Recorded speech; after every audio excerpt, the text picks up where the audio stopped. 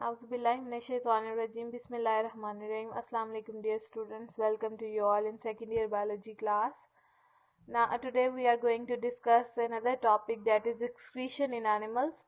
इसमें सबसे पहले तो हम एक्सक्रीटरी प्रोडक्ट्स पढ़ेंगे जो एनिमल में मोस्ट इम्पॉर्टेंट है। जैसे आप डायग्राम में देख सकते हैं कि यहाँ पर तीन तरह के इन्वायरमेंट को दिखाया गया है। Number 1 is aquatic, number 2 is terrestrial, लेकिन उसमें ज़रा और टाइप के आ जाते हैं ऑर्गेनिज्म, जैसे बर्ड, इंसेक्ट्स और रेप्टाइल, स्नेल्स वगैरह। तो हम बात करते हैं फिशेस की जो एक्वेटिक हैं। एक्वेटिक में अगर आप देखें तो उनमें हम आप देख रहे हैं कि नीचे जो है वो अमोनिया लिखा हुआ है, यानी कि वो एज अ एक्सक्रीटरी प्रोडक्ट उनमें इस्तेमाल क्रिएट किया जाता है, प्रोड्यूस किया जाता है ड्यूरिंग मेटाबॉलिक रिएक्शंस।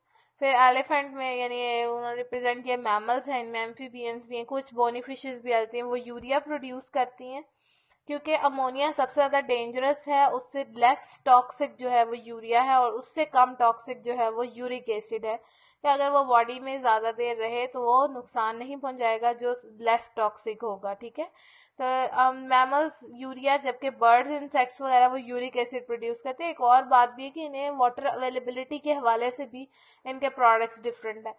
जो अमोनिया प्रोड्यूस करते हैं उन्हें बहुत ज़्यादा वाटर अवेलेबल होता है, ठीक है, इसीलिए वो ज़्यादा, क्योंकि अमोनिया को रिमूव करने के लिए बॉडी से भी ज़्यादा अमाउंट में पानी की चाहिए, तो इसलिए वो अमोनिया प्रोड्यूस कर रहे हैं। यूरिया के लिए अमोनिया से कम पानी रिक्वायर्ड है और यूरिक एसिड को सबसे कम अमाउंट में वाटर रिक्वायर्ड है बॉडी से रिमूव करने के लिए। तो सबसे पहले वाटर की ही बात की गई है कि water due to its removal in hyperosmotic environment is labeled as an excretory product। पानी भी एक तरह का वेस्ट प्रोडक्ट है उन ऑर्गेनिज जो कि एक्सेसिव वाटर के अंदर रहते हैं, जैसे एक्वेटिक एनिमल्स। सॉल्ट्स हैं इसके अलावा, वो जो कि बहुत ज़्यादा सॉल्टी इन्वायरमेंट में रहते हैं, उनमें salt as a excretory product जो है वो मौजूद होता है, जिसको रिमूव करना ज़रूरी है। ठीक है, फिर नाइट्रोजीनस वेस्ट की बात करें तो नाइट्रोजीनस वेस्ट में हमारे पास ज़्यादातर एक प्रोसेस है जिसको डीएमिनेशन का हम नाम देते हैं। Deamination is actually the catabolism of amino acid, और उस दौरान अमाइनो ग्रुप जो है वो रिलीज कर दिया जाता है, इसको हम डीएमिनेशन का नाम देते हैं। और इसमें जो है वो अमाइनो ग्रुप को हम एक मॉलिक्यूल से दूसरे मॉलिक्यूल में ट्रांसफ़र कर देते हैं, या फिर हम बेसिकली जो ट्रांसफ़र कर रहे होते हैं टू अनदर मॉलिक्यूल, वो हम रिमूवल या रीयूज़ के लिए ज़्यादातर कर रहे होते हैं। ठीक है, तो डीएमिनेशन इंपॉर्टेंट डेफिनेशन है जिसमें हम किसी भी प्रोडक्ट में से अमाइनो ग्रुप को रिमूव कर देंगे और वो हम या तो रिमूवल के लिए ही यूज़ कर रहे होंगे या फिर हम उसे दोबारा इस्तेमाल कर सकते हैं। अमाइनो ग्रुप जो है it is not reduce to recycling of amino acid. ठीक है, ये दोबारा से हम अमाइनो एसिड की रीसाइकलिंग के अंदर रीयूज़ नहीं करते, बल्कि ये वाटर में डिज़ोल्व कर दिया जाता है और फिर ये प्लाज्मा के अंदर जो है वो टॉक्सिसिटी लेवल को इंक्रीज कर रहा होता है। तो इसको फिर रिमूव करने के लिए इसका अगर लेवल बहुत ज़्यादा हाई हो जाए तो उससे जो है वो कोमा या कन्वर्जेंस यानी झटके लगना शुरू हो जाते हैं, आपका आप मेंटली डिस्टर्ब हो जाते हैं, आपका ब्रेन काम करना बंद कर देता है और उससे डेथ हो सकती है। तो इसीलिए जो एनिमल्स इक्वेटिक होते हैं वो एक्सेसिव नाइट्रोजन को अमोनिया से, जबकि कुछ जो है वो यूरिया की फॉर्म में और कुछ यूरिक एसिड की फॉर्म में रिलीज करते रहते हैं। लोअर क्वांटिटीज जो है नाइट्रोजन की वो बहुत और दूसरे कंपाउंड्स जैसे क्रेटिन है या जो है ट्राई मिथाइल अमाइन ऑक्साइड आपने पढ़ा था फिशेस के अंदर, तो ये उनको ये जाता है और इनमें अमाइनो ग्रुप जो है वो या अमाइनो एसिड प्यूरिन और पायरीमाइडीन्स जो है उनकी स्मॉल क्वांटिटीज जो है वो रिमूव करने में इन प्रोडक्ट्स के थ्रू रिमूव कर दी जाती है। मेटाबॉलिज्म की बात करें तो मेटाबॉलिज्म प्यूरिन और पायरीमाइडीन का, उनमें अगर आप देखें तो उस दौरान और बहुत सारे नाइट्रोजीनस वेस्ट बनते हैं, जैसे hypoxanthine, xanthine, uric acid, allantoin, urea and ammonia. Purine और पायरीमाइडिन आपको पता है, प्यूरिन नाइट्रोजीनस बेस है एडेनिन और गुआनिन, जबकि साइटोसिन और थायमिन एंड यूरासिल वो पायरीमाइडिन है। नेचर की बात करें तो एक्सक्रीटरी प्रोडक्ट की नेचर हैबिटेट्स के हवाले से, तो उसमें अमोनिया बहुत ज़्यादा टॉक्सिक है बॉडी फ्लूइड में, लोअर कंसंट्रेशन में भी अगर हो तो बहुत टॉक्सिसिटी क्रिएट कर रहा होता है, तो इसके लिए लार्जर अमाउंट रिक्वायर्ड है इसको रिमूव करने के लिए। आपने एमसीक्यू के लिए याद रखना है तकरीबन 500 मिलीलीटर पानी चाहिए 1 ग्राम अमोनिया को बॉडी से रिमूव करवाने के लिए, 500 millilitre, about half litre water. फिर यहाँ पर एक साइकिल दिया हुआ है, ये साइकिल लिवर में भी आप पढ़ेंगे, ये मोस्ट इम्पॉर्टेंट है। ये वो साइकिल है जिसके थ्रू अमोनिया को यूरिया में कन्वर्ट किया जाता है। अमोनिया सबसे पहले कार्बन डाइऑक्साइड का एक मॉलिक्यूल कंबाइन करता है इसके साथ, और ऑर्निथीन का मॉलिक्यूल कंबाइन करता है, और ये कन्वर्ट हो जाता है सिट्रोलीन में। फिर यहाँ पर दूसरी नाइट्रोजन जो आती है वो आती है यूरिया से, और ये कन्वर्ट कर दी जाती है आर्जिनिनो सक्सीनेट में। आर्जिनिनो सक्सीनेट आगे आर्जिनिन में, आर्जिनेज एंजाइम की वजह से यूरिया में कन्वर्ट हो जाता है, और इसमें से एक जो है वो मॉलिक्यूल इसका वो ऑर्निथीन बनाने में इस्तेमाल हो जाता है, यानी रिसाइकलिंग हो जाती है उसकी। तो ये इंपॉर्टेंट यूरिया साइकिल है। फिर यूरिया की बात करें तो रिस्ट्रिक्टेड सप्लाई ऑफ वाटर, जब पानी कम होता है तो अमोनिया को यूरिया में चेंज कर दिया जाता है, और ऑब्वियसली ये लेस टॉक्सिक भी है। तो तकरीबन 1 ग्राम यूरिया को अगर आप रिमूव करना चाहते हैं तो उसके लिए जस्ट 50 ml वाटर चाहिए। अमोनिया में देखें 500 चाहिए था, इसमें जस्ट 50 ml चाहिए। तो ये भी यूरिया साइकिल के थ्रू जो है वो अमोनिया को यूरिया में कन्वर्ट किया जाता है। फिर इसके अलावा यूरिक एसिड की बात करें तो जो एक्सट्रीमली एक्यूट शॉर्टेज में रहते हैं ना एनिमल्स, उनमें यूरिक एसिड बनता है, क्योंकि सबसे कम पानी जो है वो रिक्वायर्ड है इसको रिमूव करने के लिए, that is only 1 ml water to remove 1 gram of uric acid. 1 gram ही चाहिए, 1 ml वाटर चाहिए 1 ग्राम यूरिक एसिड को रिमूव करने के लिए। तो देखिए कहाँ 500, कहाँ 50 और कहाँ 1 ml, ठीक है। अच्छा, इसीलिए रेप्टाइल्स, बर्ड्स जो बहुत ज़्यादा ड्राई एनवायरनमेंट में रहते हैं वो यूरिक एसिड प्रोड्यूस करते हैं। एनिमल्स जो अमोनिया को प्रोड्यूस करते हैं वो अमोनोटेलिक कहलाते हैं। वो एनिमल्स जो यूरिया प्रोड्यूस करते हैं वो यूरियोटेलिक हैं, और वो एनिमल्स जो यूरिक एसिड प्रोड्यूस करते हैं वो यूरिकोटेलिक है। ठीक है, ये इसी हवाले से इनका प्रोसेस है यूरियोटेली और यूरिकोटेली। ठीक है, ये कहा जाता है कि ये अडेप्टेशंस हैं। अमोनिया एक्चुअली में सब में ऑर्गेनिजम्स में बनती है, लेकिन बाद में उन्हें चेंज किया जाता है यूरिया और यूरिक एसिड में। तो जो मेजर जो प्रोसेस है वो अमोनिया फॉर्मेशन का है, बाकी जो है वो अडेप्टेशन है। अडेप्टेशन इसलिए की गई ताकि वो बेटर इन्वायरमेंट में सर्वाइव कर सकें। ठीक है, तो ये जो है वो हमारा जर्नल टॉपिक था उसके एक्सक्रीटरी प्रोडक्ट के हवाले से। अब हम बात करते हैं वर्टिब्रेट्स में एक्सक्रीशन कैसे होती है। वर्टिब्रेट्स क्योंकि एंसेस्टर हैं, वर्टिब्रेट के जो इंसेस्टर हैं वो इनवर्टिब्रेट कॉर्डेट्स हैं, यानी जिनमें वर्टेब्रल कॉलम मौजूद नहीं था, तो उनमें जो एक्सक्रीटरी प्रोडक्ट्स हैं वो डिफरेंट थे, लाइक उनमें, और एक्सक्रीटरी स्ट्रक्चर्स भी डिफरेंट थे। ठीक है, जैसे उनमें मेटानेफ्रीडिया, प्रोटोनेफ्रीडिया, ट्यूबुलर स्ट्रक्चर्स जो है वो मौजूद थी। फिर कॉकरोच में मालपीजियन ट्यूब्यूल्स होती हैं, यानी ट्यूब्यूलर स्ट्रक्चर है। लेकिन वर्टिब्रेट्स के अंदर स्पेसिफाइड जो है वो आप देखते हैं कि किडनीज एग्जिस्ट करती हैं।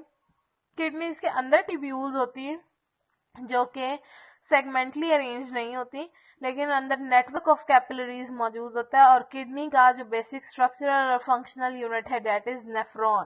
तो हम यहाँ पर नेफ्रॉन को आज बेसिकली इन डिटेल डिस्कस करेंगे। इससे पहले जो आपको इनवर्टिब्रेट्स में दी हुई एक्सक्रीशन वो टॉपिक एक्सक्लूडेड है, वो इंक्लूड नहीं है स्मार्ट सिलेबस में, जिसमें कॉकरोच, अर्थवर्म, प्लेनेरिया, हाइड्रा, इन सब की एक्सक्रीशन आप स्टडी नहीं करेंगे। वर्टिब्रेट्स में हम किडनी की बात करते हैं, पहले उससे भी पहले हम देखते हैं ह्यूमन का जो एक्सक्रीटरी सिस्टम है। आपको पता है नॉर्मल जो एक्सक्रीशन का प्रोसेस है वो मेटाबॉलिक वेस्ट के दौरान, जो मेटाबॉलिक प्रोसेसेस के दौरान जो वेस्ट प्रोडक्ट प्रोड्यूस हो रहे होते हैं वो मेटाबॉलिक वेस्ट कहलाते हैं, जिनकी ज़रूरत नहीं है। उनमें यूरिया है जो अमीनो एसिड्स के मेटाबॉलिज्म से, क्रेटिनाइन है जो मसल क्रेटिन की मदद से, और इस तरह यूरिक एसिड न्यूक्लिक एसिड से, बिलीरुबिन एंड जो हीमोग्लोबिन है उनकी ब्रेकडाउन से, टॉक्सिन्स और बहुत सारे बॉडी में प्रोड्यूस हो रहे थे जिनमें पेस्टिसाइड, ड्रग्स और फूड एडिटिव्स वगैरह शामिल है। ये सारे जो है वो ह्यूमन वेस्ट है, मेटाबॉलिक वेस्ट। अब इनको रिमूव करना इसलिए ज़रूरी है कि अगर ये ना रिमूव किए जाएं तो ये हेल्थ हैजर्ड कॉज करते हैं, हेल्थ को ख़राब करते हैं। अब इसके रिमूवल के लिए दो एक्सक्रीटरी ऑर्गन है, एक लिवर है और दूसरे किडनी है, ठीक है। तो लिवर यहाँ पर मोस्ट इम्पॉर्टेंट रोल अपना प्ले करता है। लिवर की अगर हम बात करें तो उसमें हम उसे कहते हैं ये सेंट्रल स्टेशन है मेटाबॉलिज्म का, यानी इसमें मेटाबॉलिक रिएक्शंस बहुत ज़्यादा हो रहे होते हैं। तो लिवर जो है वो सेंट्रल स्टेशन है, बेसिकली बहुत सारे रिएक्शंस कर रहा होता है, क्लियरिंग कर रहा होता है, ये क्लीनिंग हाउस भी से हम कहते हैं। फिर सपोर्टिव रोल भी प्ले कर रहा होता है किडनी के साथ, बहुत सारे केमिकल्स के इफेक्ट को ख़त्म करने के लिए, डिटॉक्सिफाई करने के लिए, फिर अमोनिया की प्रोडक्शन के लिए, अमोनिया से यूरिया और यूरिक एसिड बनाने के लिए, ठीक है। तो इसी तरह स्किन की बात करें तो स्किन भी हमारा एक एक्सक्रीटरी ऑर्गन, क्योंकि हर वक्त जब स्वेटिंग होती है तो ऑब्वियसली उस स्वेटिंग में सॉल्ट भी होता है और वाटर भी होता है, नहीं स्वेटिंग के प्रोसेस के थ्रू वो सॉल्ट और वाटर को बॉडी से रिमूव कर रही होती है। स्वेट ग्लैंड्स हमारी बॉडी में मौजूद होते हैं जो कि जिसकी मदद से स्वेटिंग होती है, यानी पसीना निकलता है।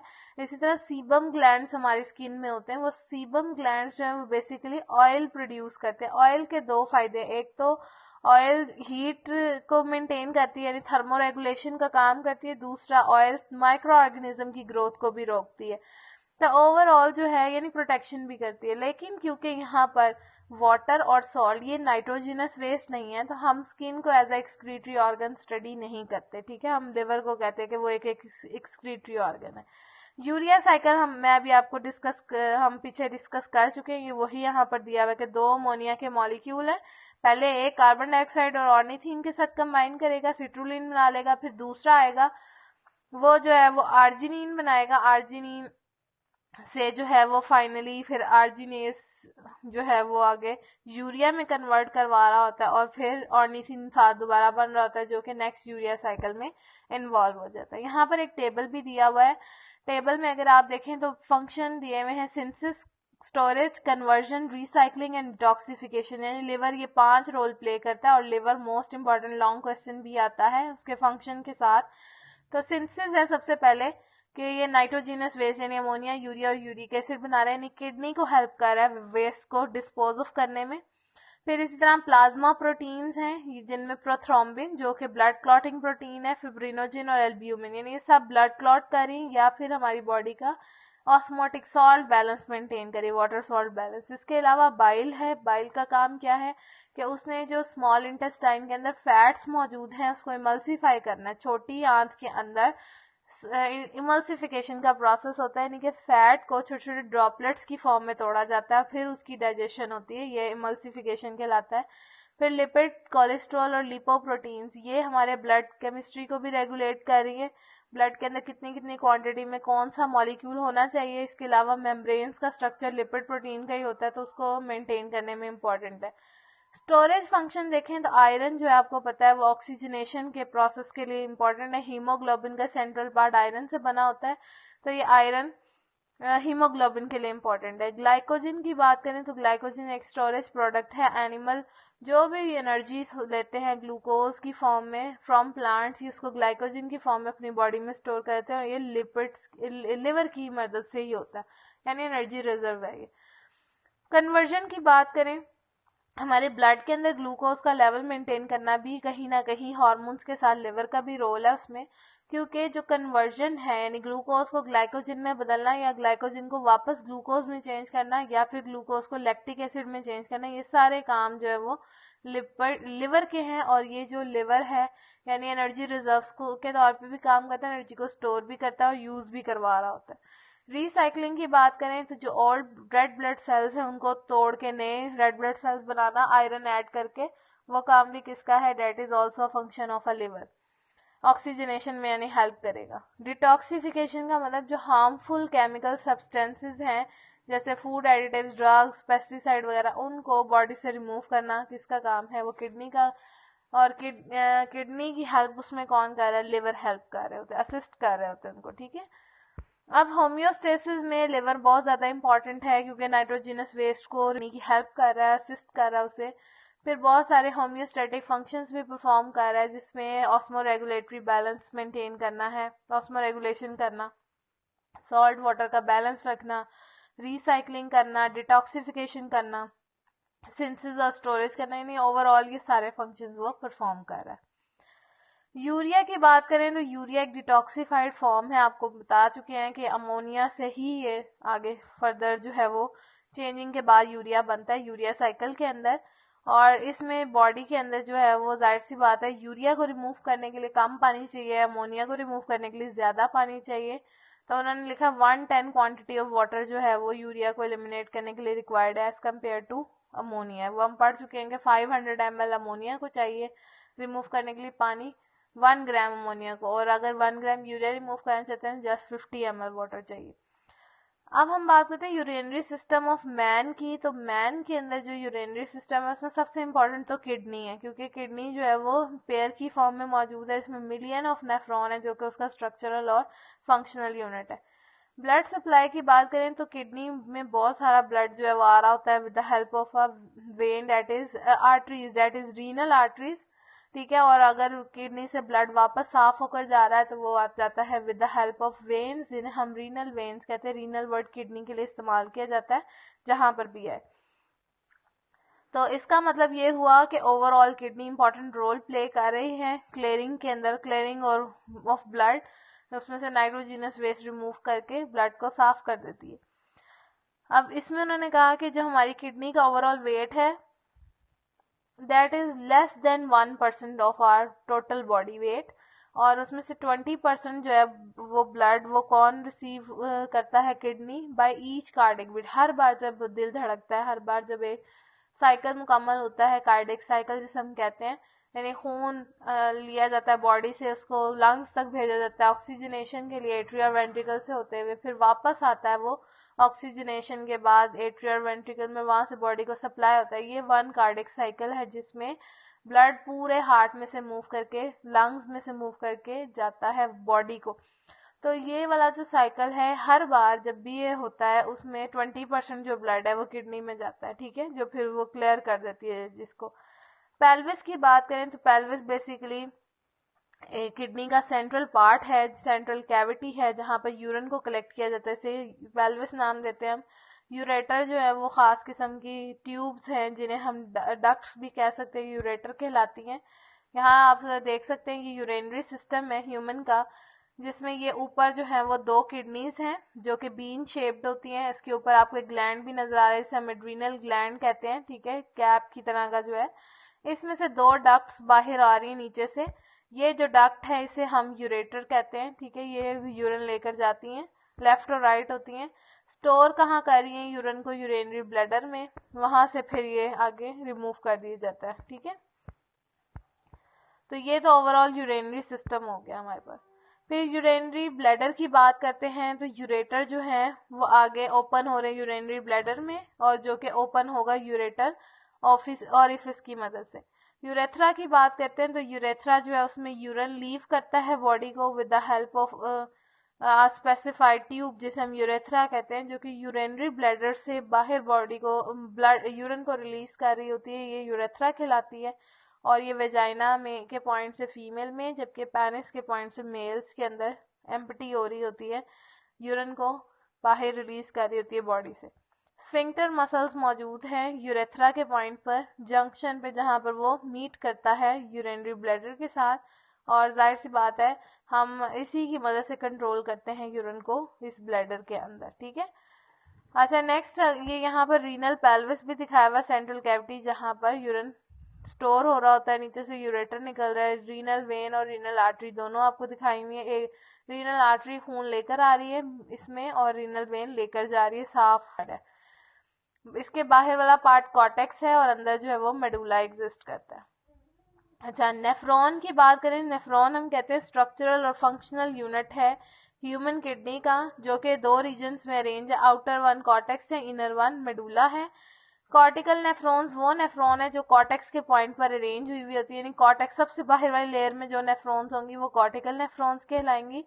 कुछ होती है जक्स्टा मेडुलरी नेफ्रॉन, ये वो नेफ्रॉन्स हैं जो कॉर्टेक्स और मेडुला जहां पर मिल रहे होते हैं जंक्शन पॉइंट पर, वहां पर अरेंज हुई होती है, हम कहते हैं जक्स्टा मेडुलरी नेफ्रॉन्स। कहाँ पर ये मौजूद हैं, जहां पर कॉर्टेक्स मेडुला के साथ ज्वाइन हो रहा है, ठीक है।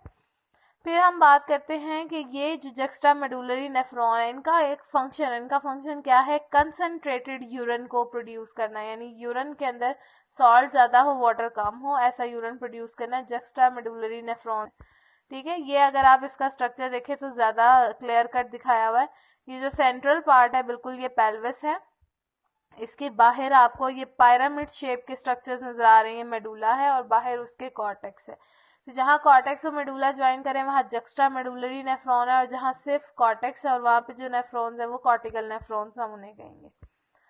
फिर बूमेंस कैप्सूल है, नेफ्रॉन का सेकंड पार्ट है बूमेंस कैप्सूल, बल्कि आप इसको फर्स्ट पार्ट ही कहेंगे नेफ्रॉन के अंदर। ठीक है, उसमें कप शेप स्वेलिंग होती है जिसे हम वुमेन्स कैप्सूल कहते हैं। उसके अंदर एक बॉल ऑफ कैपिलरीज होता है जिसे हम ग्लोमेरुलस का नाम देते हैं। ग्लोमेरुलस के अंदर दो बेसिकली आर्टरियोल्स होती हैं, एक ए फेरेंट और एक ई फेरेंट। ए फेरेंट जो है वो बेसिकली ब्लड को अंदर आने देती है और ई फेरेंट के थ्रू ब्लड जो है वो बाहर जा रहा होता है। ठीक है, तो ब्लड वेसल्स आगे फर्दर नेटवर्क्स की फॉर्म में, कैपिलरीज की फॉर्म में डिवाइडेड हैं, उनको हम नाम देते हैं पेरिटिब्यूलर कैपिलरीज का। अब ये नेफ्रॉन का स्ट्रक्चर है, आप देख सकते हैं। सबसे पहले कप शेप स्वेलिंग है, ये जो कप शेप स्वेलिंग है इसको हम वुमेन्स कैप्सूल कहते हैं, जिसके अंदर नेटवर्क ऑफ कैपिलरीज हैं ग्लोमेरुलस। ठीक है, ए फेरेंट और ई फेरेंट दोनों आर्टरीज और वेन्स यहाँ पर मौजूद है आर्टरियोल्स की फॉर्म में। फिर नेक्स्ट पार्ट हमारे पास प्रॉक्सिमल टिब्यूल का आता है, यानी ग्लोमेरुलस से फिल्टर होता हुआ ब्लड प्रॉक्सिमल टिब्यूल में जाता है। प्रॉक्सिमल से डिस्टल टिब्यूल्स के, प्रॉक्सिमल से फाइनली ये मूव कर जाता है लूप ऑफ हेनले में, जिसमें असेंडिंग लूप भी है और डिसेंडिंग लूप ऑफ हेनले भी मौजूद है। दो लिम्स है, असेंडिंग और डिसेंडिंग।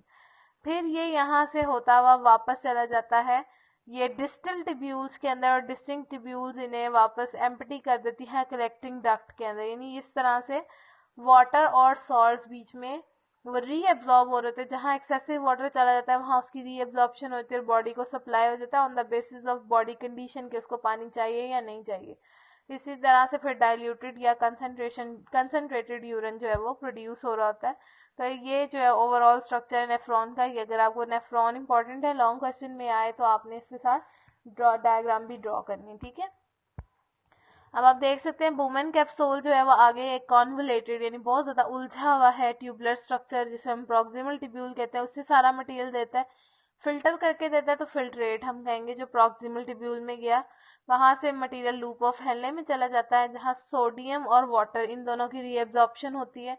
फिर उससे आगे डिस्टिल टिब्यूल्स में पहुंच जाता है।